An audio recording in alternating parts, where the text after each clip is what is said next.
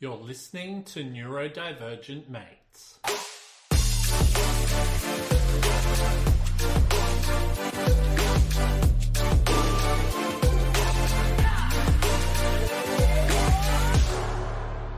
Hello and welcome to another episode of Neurodivergent Mates. I'm your host, Will Wheeler, joined with my main man, Photon John. Kev, what's going on, brother? Working hard today. Very hard. Working hard, 5:30 mate. Oh, 5:30 a.m. you were up? Yeah. It was Oh, a bit wow, of a day. man. How you feeling? Yeah, good. I got a lot done. Heaps done, so that's good. Yeah, cool, man. You gotta grab that ADHD flow when it's happening, Yeah, true. I gotta admit, I haven't done too many 5:30 starts in a while. I'm definitely more of a night owl. Like I'll do stuff in my so I have like morning depression, so I'll wake up and I'll feel depressed. So it's hard to get into the swing of things. Yeah. So a lot, my best times are in the evening and stuff like that. So that's where I get a lot of my, I suppose, motivation, all of that type of stuff. But it's cool. It's cool. How was your weekend? Yeah, good. Went and saw some friends' bands. Adjusting to seeing bands without being in one. That's weird. How about you? Cool. Just went for a drive on Sunday. Saturday it was a bit miserable and crap. Bit cold. So I went for a drive. Hadn't been sort of on a drive in a while, so it was just good to get out. It was a beautiful day. Went down to the beach. Had something to eat, and really enjoyed ourselves. So but really cool. But anyway, we should get stuck into this. So today what we're going to be covering is stepping outside of your comfort zone, pros, cons, and tips. We have no guests today, so it's going to be Photon John and myself. You ready for this, Photon John? I reckon we can do it. I reckon we could do it too, mate. I reckon we can do that. But we definitely got some really cool guests coming up after this. We thought we might just do an episode. We enjoy doing episodes when it's just us. So, and it sort of tests us to see if we're on point type of thing with our knowledge and if we're learning from our guests. Yeah, totally. So what we might do just before we start, if you haven't already done so, this is your first time listening to us, please subscribe, like, and follow to all of our social media pages. We're available on TikTok, Facebook, Instagram, X, Twitch, YouTube, and LinkedIn. Also, too, if you're listening to this via podcast, you can check us out wherever you find your podcasts or wherever you listen to your podcasts. So it could be Spotify, iTunes, whatever that is. Also, too, if you are listening from there, please rate this show. Give us a review, and that would be really cool. Also, too, if you're listening to this via YouTube, please give it a thumbs up and subscribe as well. Photon John, did you have anything else you wanted to add on to that, my friend? I'm just glad I don't have to memorize that spiel. Yeah, man, I gotta admit, it's coming to me.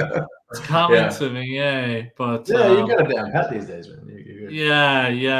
It's sometimes hard just to remember the little things, and then you get off, and then you're like, oh, I should have said that, But all good. Also, too, if you've got any questions for us while we're on the live stream like we are now, and I think we've actually got someone coming through. New Orleans. So is it, how do you pronounce that, Photon John? Aaron ZL Culhan, I think. I'm sorry if I didn't pronounce that correctly, but all the way from New Orleans. Yeah. Awesome. Going international. I love it. Actually, we'll put it up on the screen. There we go. Awesome. Thank you so much and I hope you're loving the podcast, by the way. So, our international community, thank you so much there.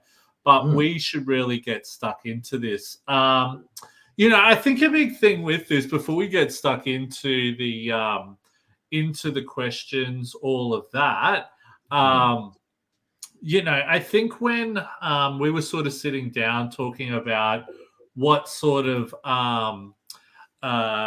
what should we talk about in this podcast, I said to you, what about stepping outside of your comfort zone? And I think a big thing that we really wanted to get across is that, being neurodivergent, it's not about stepping outside of your comfort zone and then you're going to be that's not the problem. It's not us not stepping outside of our comfort zone, right? It's not like, come on, Kev, if you just step outside of your comfort zone, mate, you won't be autistic anymore. It's that's not what we're sort of coming across as. I think the biggest thing in this podcast and what we wanted to talk about today is, especially being neurodivergent, there's certain times when we're put into certain situations where we have no other alternative but to step outside of our comfort zone. So maybe that is studying a new job, or maybe that is attending a certain event, or going to the shopping center, or whatever that might be. And I think what we really wanted to do was, talk about, what we do in those type of situations where we've been in those types of situations, and maybe some of the effects that's had on us, and probably also too what some of the things are that we do to help us and all of that type of stuff. So we might as well get this show on the road. What do you reckon, Photo and John? Let's do it. All right, cool. So let's start with this here. So how life can pull neurodivergent people outside of their comfort zone. So I've spoken a little bit on this. What are your thoughts around this, Photo and John? It's funny that there's always a list of situations you can think of, depending on your neurodivergence. But even then, it can depend on the day, and it can depend on where you're at with your mental health at the time. And I saw a cool thing the other day. We was talking about, just speaking from my own perspective, but autism is a spectrum, and that means that doesn't mean everyone's a little bit autistic. It means that different people experience different symptoms differently, and depending on the day of the week, you might be experiencing one of those symptoms more intensely or less intensely, which is where I think a lot of neurotypical people get confused about trying to understand, what it means for us. So, some days I can't wait to go out shopping. And then other days, the idea of leaving the house just fills me with dread, Yeah, totally. So it can really depend on your mood quite a bit. But that isn't always, conducive to what you might need, the way you might need to interact with society to be not successful in like a business sense, although that too, but just in life, you know what I mean? To have a social life, or to get your shopping done, or to do all that kind of stuff. You might be okay with something one day, and you might plan to do it a couple of days later because you're feeling good about it then, and then that day arrives and you're actually not feeling good. How have you been with your career, out of curiosity? Because I think sometimes... Yeah, you go. No, you go. Well, I suppose the biggest thing I see is that when we have life in general, and when I mean life in general, I mean like a private life, when we're going to the shops, when we're catching up with friends, what restaurants we choose to go to, all of that type of stuff. You sort of really do have a bit of a say in all of that, if that makes sense. We can be like, hey, look, I'm not going to go to the shops until this time because I know there won't be as many people there. Or I want to go to this bar because the reason I like going to this bar is because I know it's chilled and there's not loud music and so forth like that. So you've got a lot of options there. But sometimes when it comes to our careers, that's where it can be a little bit tricky, because maybe we've been put into certain situations where we're not being able to perform to our strengths. So for example, for me, especially when I'm like teaching or training or whatever I'm doing, I'm presenting and I need a whiteboard or something like that. If I'm having to like write things up on the board, my spelling's shocking, man. You know, so I'm definitely in Bit of my anxiety about that. look, I think when I was younger I did, but I own it now. Do you know what I Yeah. mean? So a lot of the time I'll go into certain situations and I'll be like, look, I'm dyslexic, I suck at spelling, writing on the board definitely doesn't work for me. But sometimes I find when I'm teaching, being able to write certain things or, you know, I don't know, draw pictures or whatever that looks like, that really can help me to be able to describe exactly what's happening, type of thing. So it can be effective. I think just you've got to learn how that works for you, if that makes sense. Yeah, yeah. With my career, it was. It's not that I don't like routine because I'm autistic, but I also don't like routine because I'm ADHD. But also because I'm autistic, I like my routine. I don't necessarily function well under an imposed routine. So Monday to Friday, 9 to 5, just did not work for me, and I couldn't do it. But I tried really hard, and I worked for a bunch of marketing agencies for a long time, and pushed myself to do that 9 to 5 thing.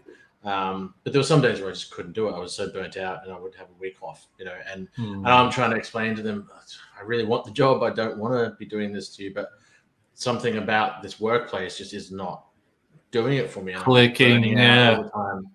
the time. Whereas, when I started working for myself and doing things the way that I knew they needed to be done in my job. So I just had ideas outside of the framework of the red tape that you were supposed to work in at the agency I was in, and I wasn't allowed to explore those. So I was sort of being forced to do things the way that I didn't want. So one, doing that, which all worked, by the way, exactly the way that I thought it would. And two, my work hours, my time working for myself and for the last 8 years, it's the only way I can personally work. Because, and even then, like I said before, I will plan to do X, Y, Z on Wednesday, Thursday, Friday, but I might get to Wednesday, Thursday, Friday, and it's a bit of a different Doesn't work story. that way. But I'm free to come up with, contingency plans for things like that, and work around my mental health and not push myself into the ground doing all of that. But yeah, the thing is, though, I know starting your own business isn't an option for everyone, which is why we need more workplaces that are more understanding, of neurodivergent people and what you can and can't push them to do without, like I said, pushing them into the ground. Yeah, no, that's an interesting thing because, and you know what was interesting? I had to do some training a few weeks ago, and some of it was talking about like, what do you call it? Attending events, right? Yeah. Now, I love attending events, preferably, I love attending events where I know I'm going to know people there. So I can at least, hey, Kev, I'll build off from there. Going to an event where I know nobody, now that's anxiety driven right there. But I've learned that that's what works for me. Because I remember back in the day, I'd be attending events and I would be, would you call it not cold calling, but just going there knowing nobody at all. And it was hard. And I didn't realize that, especially networking events, you can definitely go in there and not know anyone and build that. But for me, it works a lot better when I know people there, because you're able to see other people and start conversations and build off from that type of thing. But also, too, that can depend on the what do you call it? Some of the sectors as well. I've been in some sectors, I won't name them, and man, clicky as where others are like embracing. It's so strange how some sectors work and how some don't. It's interesting. Particularly corporate sectors, it's so I feel like they're 20, 30 years behind the rest of the world, where just bullying is so accepted Give me an example. Give me an example, because I've been to some really great corporate events. Oh yeah, but there's many. I think the corporate world is really behind the eight ball compared to your average workplace. on encouraging and equal opportunity and that kind of stuff for people with differences. I have to disagree, because I have been to some really good ones that have been I'm sure. Yeah. When you've been to as many as I have, you would get a bit of a better understanding. Yeah, but my 10, 15 plus years in the corporate world, I never experienced anything but just that corporate ladder mentality, the Wall Street kind of thing, But mind you, we're in very different parts of the corporate world, so it could be that. Totally. But I know marketing at least is just full of Silicon Valley sharks. Yeah, you probably would get that. You get a lot of sharks and stuff like that. So many people, because it's a sales background. Yeah, and it's statistically proven. Psychopaths tend to thrive in a lot of corporate environments. Yeah, well, that's a good point. Yeah. But so I felt it was strange because I would be so uniquely good at what I did in that world, and these people would listen to me and be really into my ideas, but couldn't accommodate the way that I worked. Because I wasn't fitting that Silicon Valley corporate go-getter mold that they all wanted to emulate from Google. Well, do you know what? Right, it's interesting. Like when I first, and we're sort of probably going a bit off topic here, but who cares? But like, you know what? When I first got into, say, networking, for example, I thought networking was very much about building your networks and just going up and creating conversation. Everyone wants to talk to you. And it was so interesting. A lot of the people who I would follow, say, on LinkedIn or whatever, who I thought were I suppose, came across as very inspiring people. It was interesting once I sort of met them that I was like, these aren't my people. Do you know what I mean? Or I felt like I had to conform to their level or who they wanted me to be. And it wasn't, and I learned pretty quick that, to really succeed, I needed to be myself. And there's a lot of other people who are like me to be able to network with. It's just trying to find those people. That's definitely the hard part. Now, it's actually interesting because I'm in talks with, I was only just speaking to my business partner about this today. And I was talking about like investors and stuff like that. Now, the thing is, I can go do all these pitches to investors, all of that type of stuff. But at the end of the day, I would prefer to have an investor who is behind our vision rather than just trying to get an investor because they've got the money and want to see that return on investment. Don't get me wrong. I want to still see that. I still want to achieve that for the investors, but I really want them to understand and get behind the vision, if that makes sense, and why we're doing what we're doing type of thing. Finding that's interesting. Moralistic, altruistic investment that just seems to have been forgotten for a long time. You can still do something good and make a profit. It doesn't have to be. It's not some sort of binary choice. You know what I mean? You can care very much about it, but also think, oh, hey, I can make money doing this. But a lot of people tend to be one way or the other. You know what I mean? Well, I think. Yeah. Well, if we're thinking about social impact and, doing stuff for good, all that, right? Don't get me wrong. There's a lot of people like, oh, you're trying to profit off it. And it's like, yeah, hell yeah, man, I want to profit. Because when you can profit off something, you're able to actually do more. You're able to support whatever you're trying to do. You're able to do more. The more money you got, the more you can do. So, yeah, hell yeah. But I think coming back to what we're talking about, when we're connecting with the right people, stepping outside of that comfort zone can sometimes be a little bit easier. Do you know what I mean? Like, say, for example, Kev, like, let's say I said, hey, look, there's a networking event down in Sydney, fly down, and I want you to attend it. How would you be feeling? I'm filled with dread at just the idea of it. Yeah, exactly. But let's say I said, Kev, come Yeah. down to this networking event. I'm going to be there. I know half the people who are going to be there. I'll be able to introduce you to a lot of people. Just stick with me the whole time. Do you know what I mean? How would you feel then? Better. Still outside of your comfort zone, but Yeah, you know, yeah. if You that know, needed to happen, we could do it. exactly. You know, I remember we were talking a while back, and you were like, "Oh, maybe you could talk at something," you know. And I was like, I don't know about that. I don't like. And you were like, "Well, what if we sat down together and I interviewed you, and that's the way we did Yeah, the talk?" And immediately yeah, I was like, "Yeah, that's fine. Let's do yeah. it." But can I just say as well, Kev, you're Hmm. now doing talks without me. Hmm. Am I Oh, yeah. correct? I'll Do do you a know what I panel. mean? I have no problem doing a panel. If you want me to get up and speak by myself, Oh, no, okay, no, never but gonna yeah, happen. well, but there Yeah. you go. There But you yeah, go. you're right. You're I right. think Yeah, that's a perfect example of finding what works well for you. Do you yeah. know what I mean? So the panel obviously works well for you. You've got, but don't get me wrong, man. I bet you still felt quite nervous sitting on a panel, right?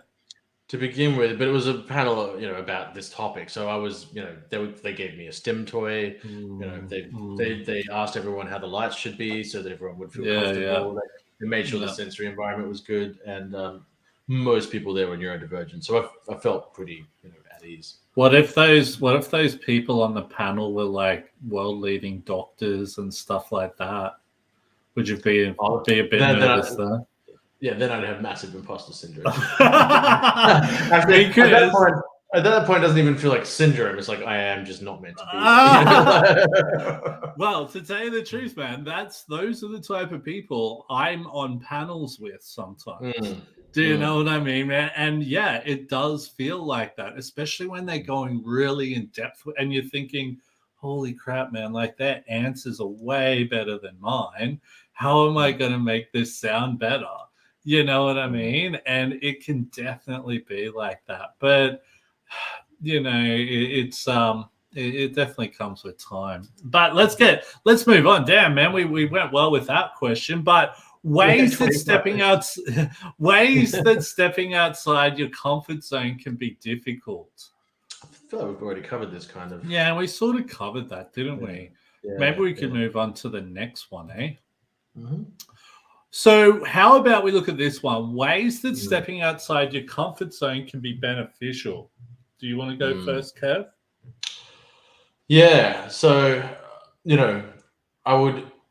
We had this conversation when we were coming up with these points. I would caution anyone who's neurodivergent to be comfortable and kind with themselves whenever they're thinking about doing something that is outside their comfort zone, and be aware of how they work and what they might need to make that a beneficial situation. However, with that said, um, you know, there have been times, although I didn't appreciate the way that I was forced outside my comfort zone, but where I've discovered that I was really good at certain things that I never would have discovered if I hadn't tried Mm, or been forced.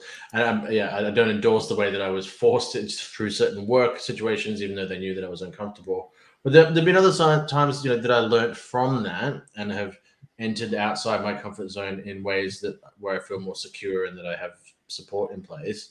mm, Where I'm just like, oh shit, this is something I've never done and I'm really good at it. You know, and whether it be business or music, you know, I did nothing but play guitar and sing in every band I was in for years.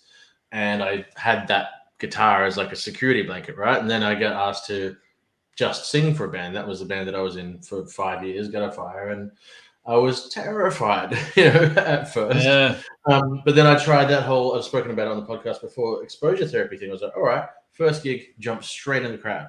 And so I jumped off yeah, the stage into the crowd, stayed there the whole set. And then yeah, yeah. after a while, discovered this whole new way of doing music that was really satisfying. And I started connecting with people musically in a way that I never had before. So Yeah. there's just so much stuff you don't know sometimes until you really push yourself. And I've Mm, seen you, you know, I mean, the years we've known each other, the amount of different ventures you've pushed into, you know, trying to find, you know, what would would really make you feel good and work well for you before you eventually landed on Neurodiversity Academy. But I always admired that you would just jump into anything that you felt might be a cool new venture. And Yeah, it definitely led you where you are now. Yeah, definitely nowhere near where I want to be, but it's getting there. But yeah, it is. But in saying that, and I often say this, especially with me as an individual, and I don't like to talk myself up, but I think this proves the point. That's why I do it. Yeah.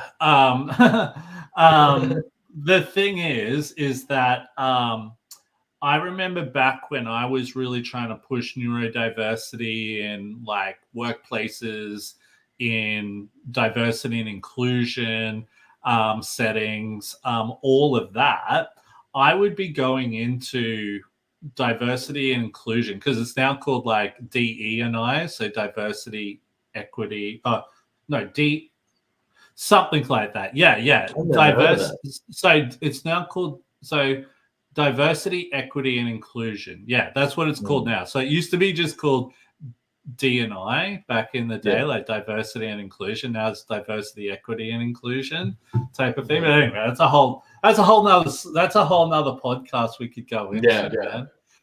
But I remember like I'd first moved down to Sydney, and I knew a few people down this way, but I didn't know people in the big corporate sector, right? I didn't know. I'm thinking EY, Deloitte, the big companies, right? And I'm like, okay, I need to start putting myself in front of these people. Now, I would be going into these events not knowing anyone.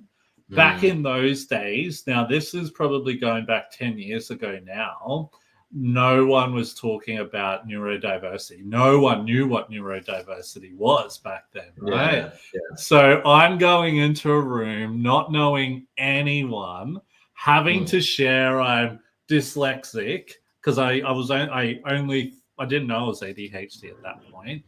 And then trying to sell them on neurodiversity and all this, that was definitely stepping outside of my comfort zone. Absolutely. Oh man, I remember like getting home like burnt out and all that because it was almost like it was sort of scary. But what I found, it built my confidence. Now the cool thing with that, doing that. Now that was years ago. I'm now getting people coming to me saying, like, yeah, man, if you need to speak to someone, go speak to Will. You know what I mean? Like there's companies who are reputable companies in this field out there. They're going over them and coming straight to me because I'm seen as like what's the word I'm looking for? The man. If that's the the go-to person, person type. The technical term, yes, the man. Yeah. And if it wasn't for me really stepping outside of that comfort zone at the time, now I can tell you right now, there was times where I was doing that, and it was very not confronting, but daunting. And I remember like catching the train back to where I was living in Sydney back at the time and feeling really gutted almost. Do you know what I mean? Like, almost, well, I suppose for me, I saw neurodiversity as this great thing, which I still do. And I see all of these great things about it.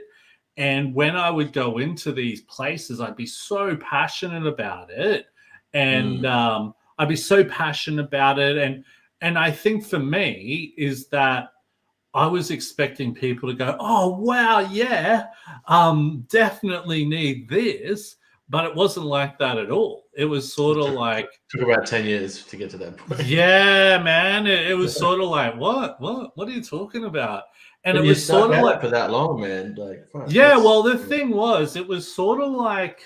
and this is a perfect example of what it was like. It was like no one cares. No one cares about neurodiversity. And this is what I tell a lot of people, like the amount of doors I've had slammed in my face trying to really build that. If I had $1 for every time a door had been slammed in my face, man, I'd be one rich dude, man.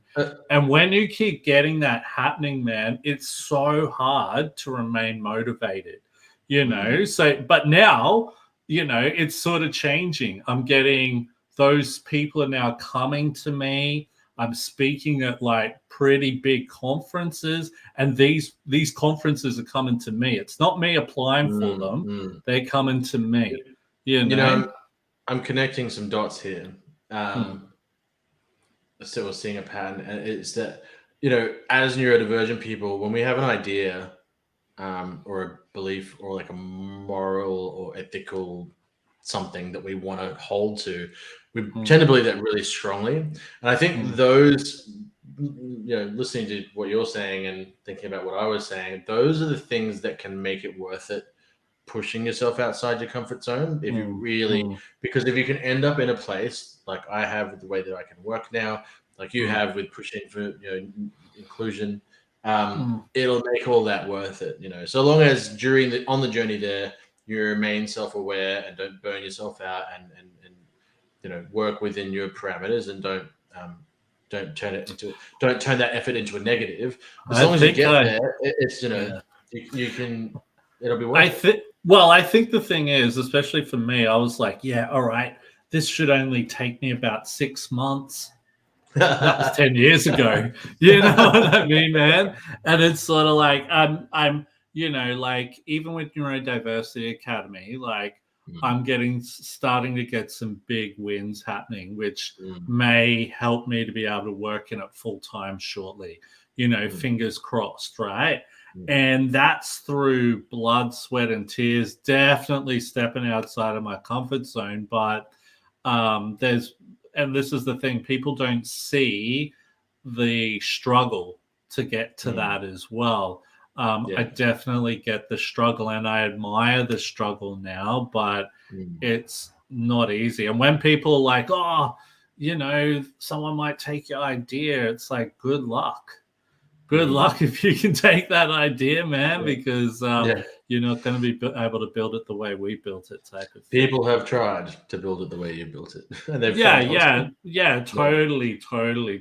So, you know, but you know what really did help me, I think, was yes, I was building my brand. I was trying to really get into the corporate world and surround myself around that and really make a mark in that space. But I was also building my, I suppose, brand or person I am within the neurodiversity community. So a lot of people were reaching out to me going, man, thank you so much for everything you're doing. Just seeing you talking about that,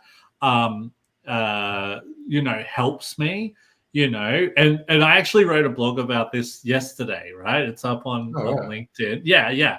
I wrote about how I'm not very good at taking compliments. Like, I love giving compliments, but I feel like a bit of a dick when like someone gives me a compliment, because it feels like, don't give me the compliment, man. You're the one, you know what I mean?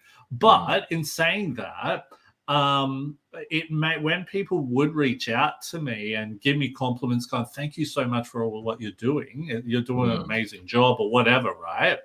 Yeah. That actually, for me, it helped me to go, you know what? I'm not doing this for me. I'm not going into all of these events and getting shut down because of me. I'm doing this because I'm doing it for these people. I'm doing it for a bigger cause here, type of thing. And that's what helped me to stick to it, if that makes sense. Yeah. So yeah, it's about the people I'm trying to help, not about me.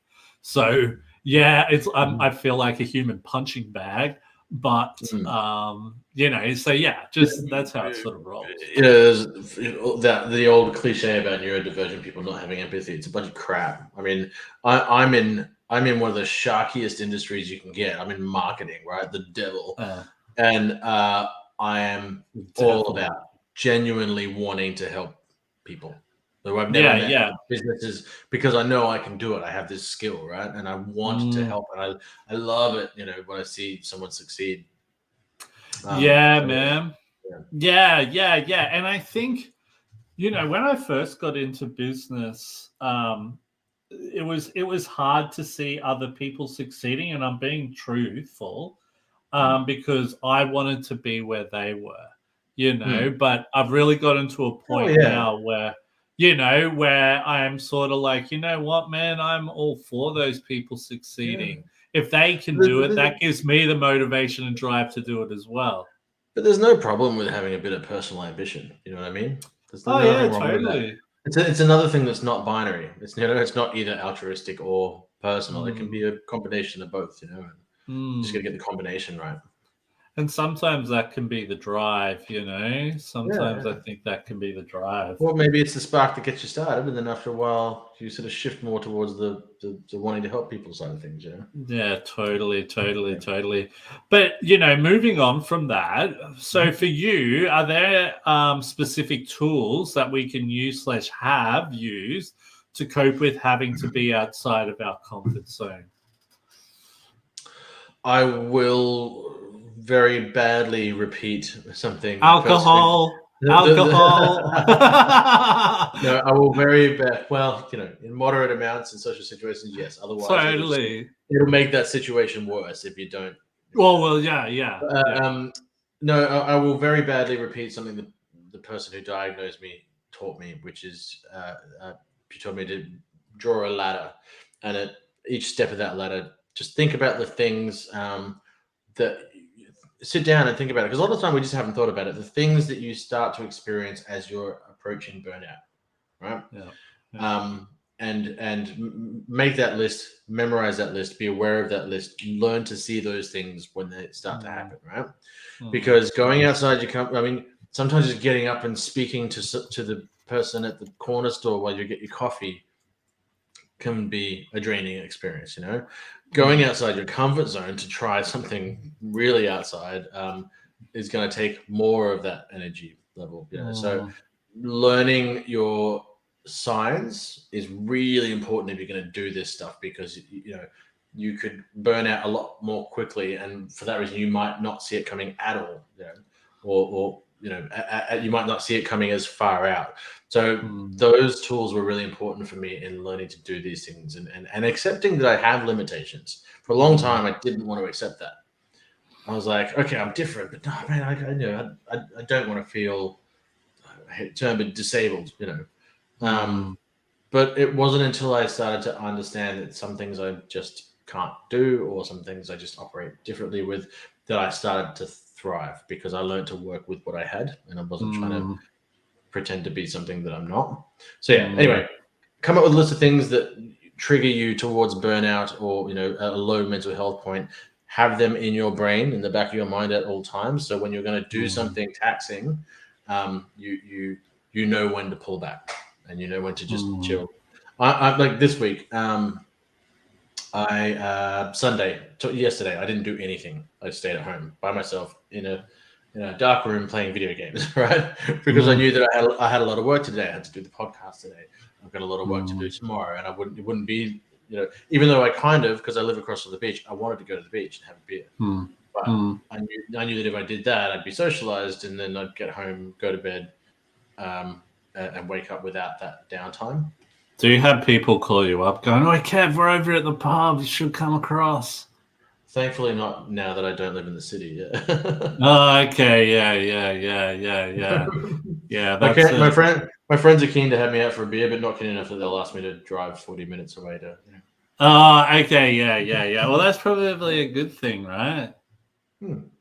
But you know what? I found that when I moved, so for people who come from Brisbane, I'm sure we'd be aware of this. There's this whole north side and south side of Brisbane rivalry thing. Did you ever realize that, Kev? Well, I live on the north side now, and but people from the north side. Yeah, well, I grew up I, on the south side as well, yeah, but yeah. I So now, lived over the north. Did yeah, live a little bit over on the and you north just hear side. people talking about the I south was like, side. oh, I could never live on the north side. I Yeah, could never live on the south side. yeah, It's yeah. weird. It's weird. Logan. I'm like, okay, Well, settle what I down. was sort of, what I Settle was down, sort of, Redcliffe. You're not that much better than Logan.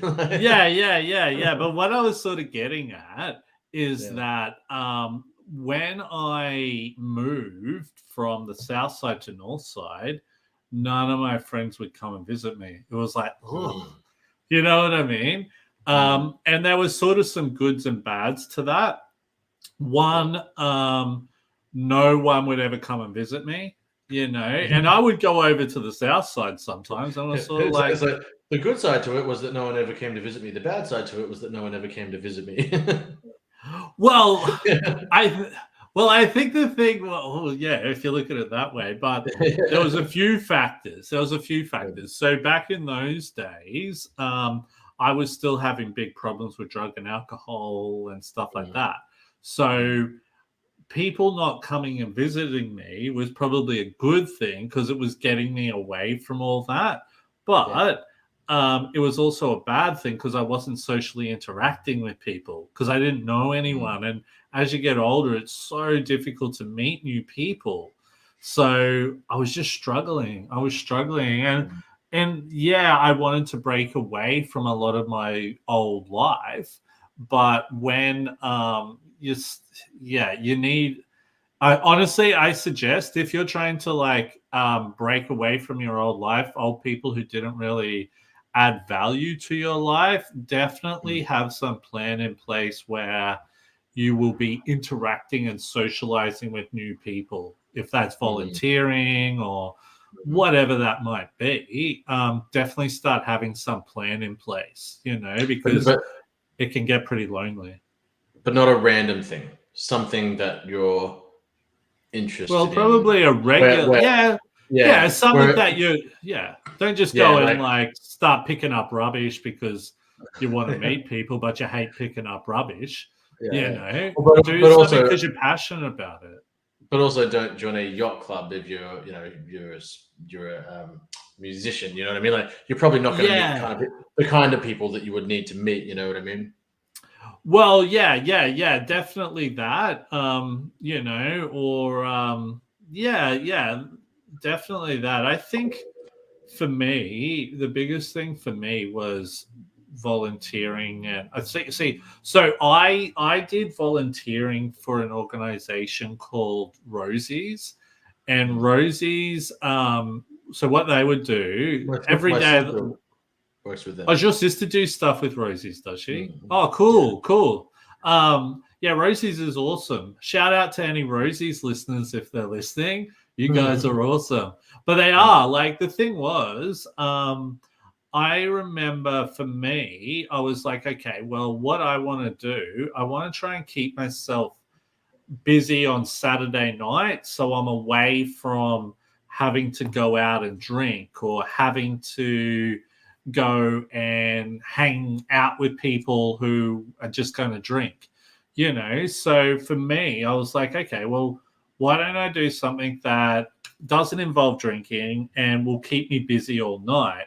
So Rosie's goes out and gives out like coffees and food to the homeless, all that, sets up like a van, and then you just sit there, hand out some coffees, do all that, and then speak to everyone, And do you know? It's funny talking about stepping outside of your comfort zone. When I first did that, I was so nervous and especially like serving coffees to people because it's like in my mind, I was thinking it was like I was working at a coffee shop, customer service and all of that, right? And I'm thinking, oh man, I don't want people to abuse me and stuff like that. But once I got into it, I was like, hey, this is actually all right. How many things do you want, mate? 2? Yep. How many sugars? Yep. Here you go, mate. Do you want some milk? Yep. Cool. There you go. And it was easy, But to start with, man, I was packing it. but it helped me. And I met lots of cool people. And, before that, I thought that if you did volunteer work, you were a wanker or something. But people who do volunteer work aren't wankers at all. They're rad. Sorry, man, you're on mute. You must have muted your mic. Weird. Having been a person who lived on the street, we very much appreciated the work of people like Rosie's. Yeah, man. Yeah. It was cool. Like, don't get me wrong. Like, I'll share a story. It was the funniest thing. Like, because what you find is, especially with homeless people, is that when you're seen as helping out the homeless community, right, they'll have your back. They'll have your back, man. Like, because they'll be like, oh, man, like, say if something kicks off and all the homeless people will just come out and be like, look, leave Will alone. He's helping us and all that type of stuff. So, you don't need to be scared or anything like that. And I remember I was telling my wife, right, this is a funny story. I'm like, when I first met her, I said, I do volunteer work on the weekends and it's really cool. It's really safe, nothing ever happens, we just hand out some stuff and there's never any problems. And I remember like we pulled the van up because I said to my wife, I said, well, why don't you come? She was my girlfriend back then. And I said, why don't you come to volunteering with me? You might really enjoy it. And she's like, yeah, all right. And she did all the training, all that. Then she came to the night, and the first night, right? Well, the first night we get there and some dude bottles someone in the head and there's blood everywhere, man. Glass everywhere.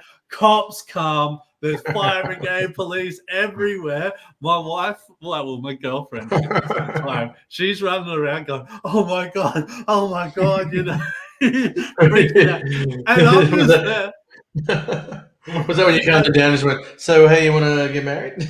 well, no, not that. But like the funniest thing was I was sort of, because like stuff does happen, but I don't get worried. And I was just there talking to all the other people like, hey man, what's going on? And I'm seeing like the ambulance and all that going on. And because I'd seen all of that stuff before, I knew it was under control. I didn't think, oh man, I've got to run around.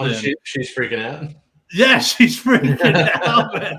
And I'm just there talking to like my homeless friends and all of that stuff, man. And it was hilarious, man. But it wasn't hilarious that the guy got bottled in the head and there was blood everywhere. But like just the way we both approached it, because like for anyone, it was just weird because I told her that nothing ever kicks off, but this night all of this stuff kicked off. It was hilarious. But anyway, that's a whole nother story. But we should move on. We're actually getting through this pretty well. We're hopefully everyone's enjoying the podcast. Got any questions there? Got any questions? Please shoot through. Now, how could society create more supportive environments for us to try new things, do you think, Photon John? I think when it comes to our personal lives as neurodivergent people, it's kind of, it's not just on us, but, speaking up for ourselves, creating spaces for ourselves, hanging out with each other is a good, trying new things with other people who also struggle with new things is a great way to do it. Trevenges, we interviewed Agnes Sabelson months ago about young autistic kids being taken out to travel together because they're all going to have at least somewhat similar experience of trying these new things and going to these new places. So there is that. But I think, again, also just broad societal education being better on neurodivergence will create more spaces and understanding for us when we do go outside our normal spaces and try things. Yeah, totally. Definitely when people are mindful of that type of stuff is cool. And I think as well, having friends who are mindful of that as well. So it might be like, hey, Kev, let's go out.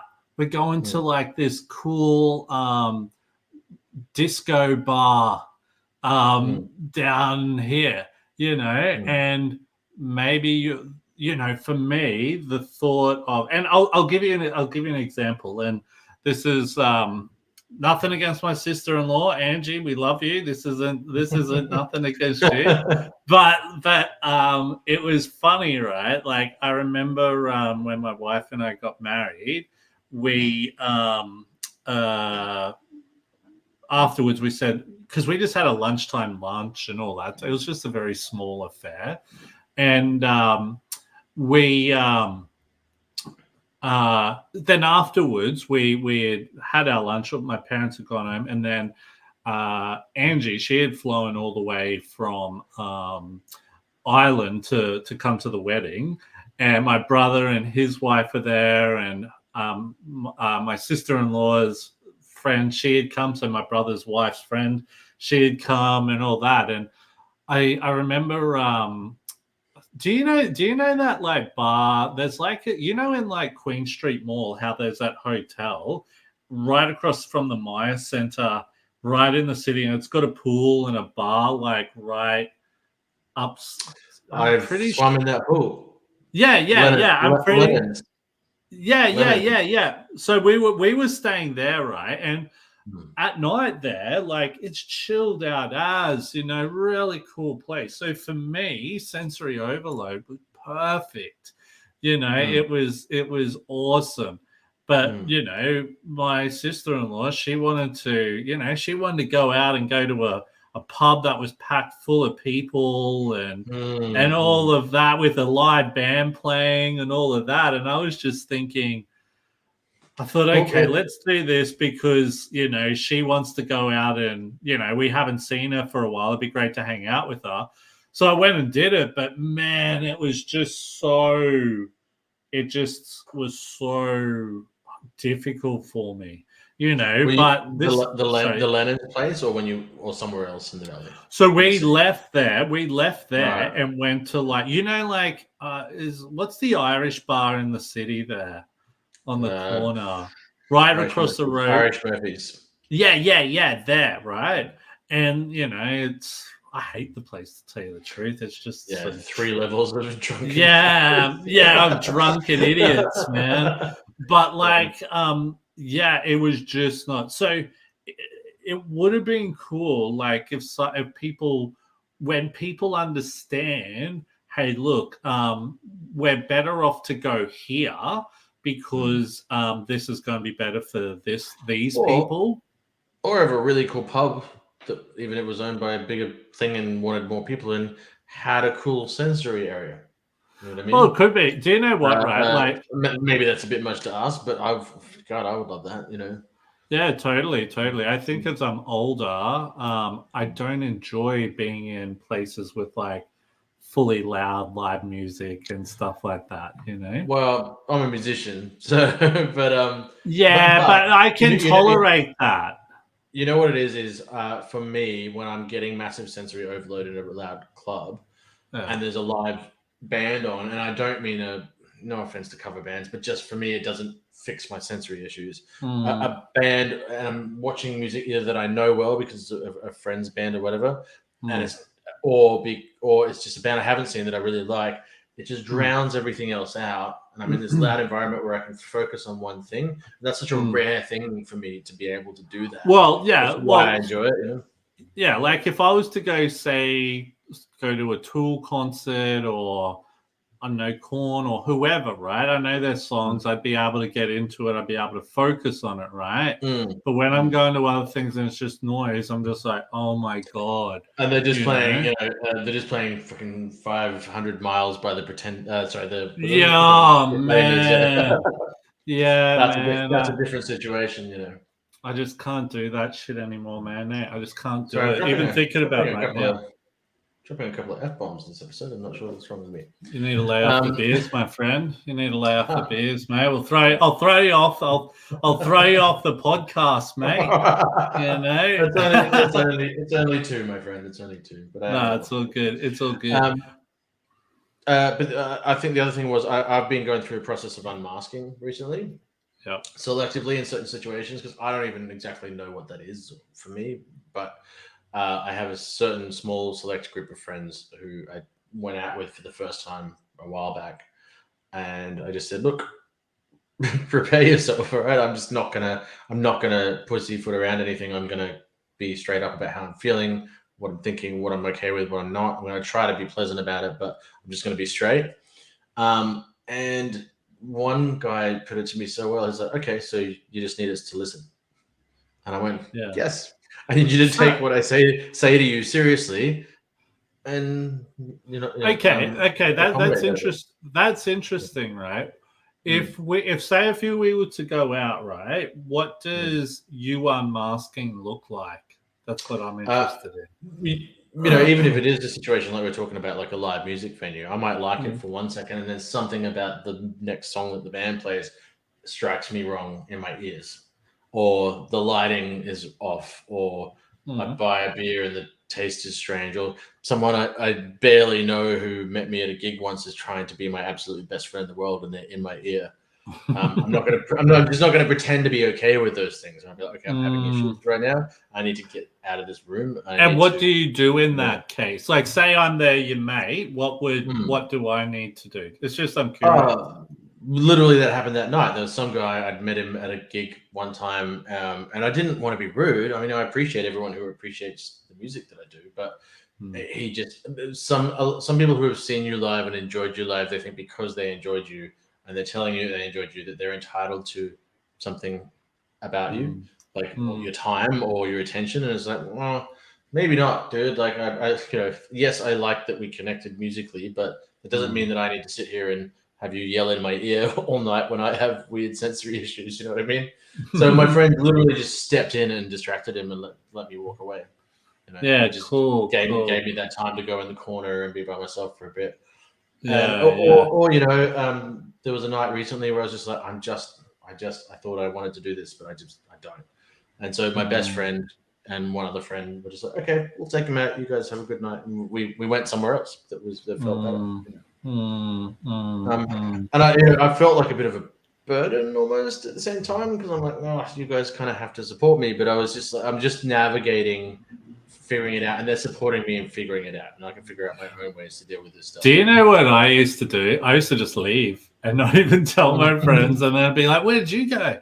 I'm like, "Just had to leave, man." They call that And phantoming. people thought, yeah, yeah, and people thought I was rude, but sometimes I just was not feeling it, and I didn't want to enter back into that environment, and then Mm. have to do the whole like saying goodbye to everyone and all that. So it's easier just to leave. Do Well, you know what oftentimes I mean? when you're having a difficult time for whatever reason, and you try to be polite and say goodbye to everyone, you don't leave for another hour or two. Like Yeah, totally, man. it's So it's best to just just good. get cut and run. Yeah. Yeah, yeah. It just depends on the situation, type of thing. Just depends on the Mm. situation. But I Mm. tell you what, man. I'm pretty sure we haven't covered all the questions, but we've covered a fair bit there. What do you reckon for it on, John? What do you I think think of the show today? I think it was really good. I like having a chat just us two every now and then. Yeah, it's good to just have a bit of a chat. It's not so formal. We're just sort of Mm. having a bit of a laugh. Mm. It sort of makes it for a feel like a bit of a different podcast when we just get on and talk. Do you Honestly, reckon? when it's just us two, it feels a little bit like therapy sometimes, in a good way. Ah, therapy, man. There you go. Yeah, I wasn't It thinking feels about cathartic. like that, but I think Mm. it's just good to just chat about stuff because I suppose when we've got other people on the podcast, Mm. it's about them. Yeah. You know what I mean? It's pretty much about them a lot of the time. So we're really controlling the narrative of how it's sort of going, all that. But when it's Yeah. just us, we're sort of just getting on here and just Cutting. speaking. Yeah, And totally. for any listeners who might not be aware, we've been going for about 2.5 years now, I think, or something like that, over Yeah. two. Into our third season. And sorry, we are probably about 2 episodes away from our 50th episode. We always forget. Yeah, yeah, we So we're always forget this almost stuff. at our 50th. We're almost at our 50th But episode. but for people who might not know, the whole idea around this was just trying to normalize conversation because Will and I were just having meetings about other stuff, and we were having these conversations. We were Mm. like, man, we should really turn this into podcast. Like it's Yeah, totally. quality conversation. Well, yeah, and you know what? I'm often getting on calls with people and having really out there conversations. I'm like, damn, man, we should have. And even when, like, for our listeners, like, when sometimes we, before the podcast starts, we always start 15 minutes before the actual episode starts because we want to test things. And then normally the guests we have, we start getting into conversations. And I can tell you what, a lot of those conversations are awesome. And they're not recorded. And a lot of the time we're like, hang on, hold your thought. We've been having some really kick-ass conversations here. Yeah. Let's save it for the podcast type of thing, which is quite and sometimes funny. after as well. Yeah, true. Well, sometimes we've stayed on like an hour after the podcast and kept on talking. But anyway, man, we should finish it there. What did you think of that one, Photon John? I was pretty happy with that. Yeah, nice. Hell yeah. So for anyone who's been listening and you haven't already done so, make sure you subscribe to all of our social media platforms. Also, too, if you're listening to this on our podcasting platform, please subscribe to the podcast. Give it a thumbs up, rate it, write a review. Only if it's a positive review. Don't give us a crap review. If it's crap, don't listen. You know what I mean? Don't write us a crap review. Just don't listen. You know what I mean? So that's probably the best bet, you know. But all good. Awesome job there today, Photon John. Thank you for all of our listeners. We've actually got some really good guests coming up shortly. We're in talk. What was some of the guests you were thinking about getting on shortly, Photon John? We have someone who's doing a lot of research into substance use in aged care facilities. Yeah, that sounds cool. And harm reduction. She's also sort of focusing on her journey as a neurodivergent person studying such an intense topic. Yeah, interesting. I've also got and another person I've actually been I'm interested in getting on shortly is a sex worker within the NDIS. I think that would be a really interesting topic to be talking about. So we're really interested in that, and I think we've got someone coming on about women ADHD and leadership. Man, just so many awesome people coming on. Yeah, neurodivergence, intersectionality with transgender, like a whole bunch of stuff. So, hell yeah, man. So heaps of cool stuff. So make sure you subscribe and make sure you rate it. Please rate it. I can't say it anymore because that's what helps with the algorithm to get us out there more and get more listeners. So the more we've got, the more people can listen. My name's Will Wheeler. Thank you so much for listening today. Here with my co-host, Photon John, and this is Neurodivergent Mates. Till next time.